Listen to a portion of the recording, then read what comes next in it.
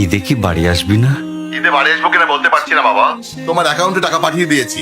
বাবা, আমার প্রমোশন হয়েছে, স্যালারিও বেড়েছে, পুরো 1 লাখ। আলহামদুলিল্লাহ। বাবা একটু লাইনে থাকো। বাবা, তুমি তো বলেছিলে পিতৃঋণ কখনো শোধ হয় না।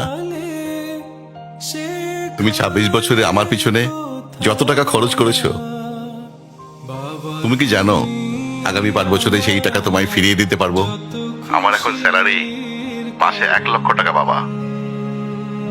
ও, এই কথা। তাহলে শোন, তোকে একটা গল্প বলি। বলো বাবা। তোর বয়স যখন 4, তখন আমার বেতন 3,000 টাকা। 1200 টাকা ঘর ভাড়া দিয়ে 1800 টাকায় চলে সংসার।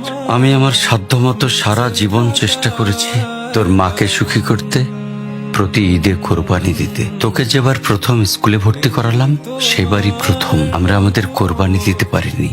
সে বছর তোর মাকেও কোনো উপহার দিতে পারিনি। তুই যখন ভার্সিটিতে উঠলি, আমাদের অবস্থা তখন মোটামুটি ভালো, কিন্তু খুব কষ্ট হয়ে গিয়েছিল যখন আমার ট্রান্সফার হয়।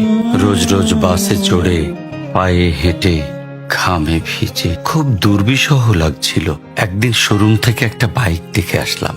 সে রাতে আমি স্বপ্নেও দেখেছিলাম আমি বাইকে চড়ে অফিসে যাচ্ছি। পরের দিন তুই বায়না ধরলি, জার্নি করতে তোর কষ্ট হয়। তোর কষ্টে আমারও কষ্ট হয় বাবা।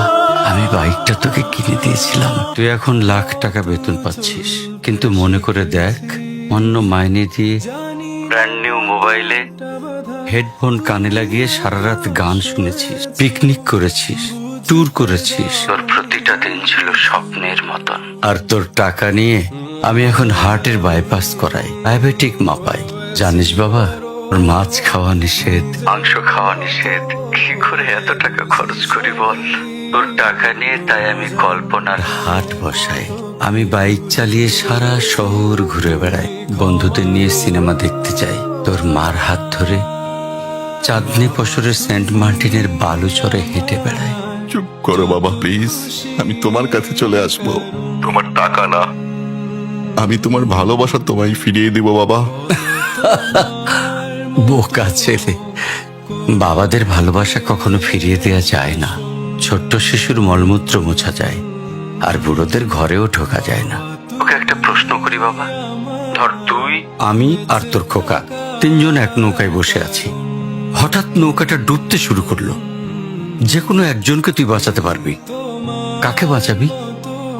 থাক, উত্তর দিতে হবে না। ছেলেরা বাবা হয়, বাবারা কখনো ছেলে হতে পারে না। পৃথিবীতে সবচেয়ে ভারী জিনিস কি জানিস? পিতার কাঁধে পুত্রের লাশ।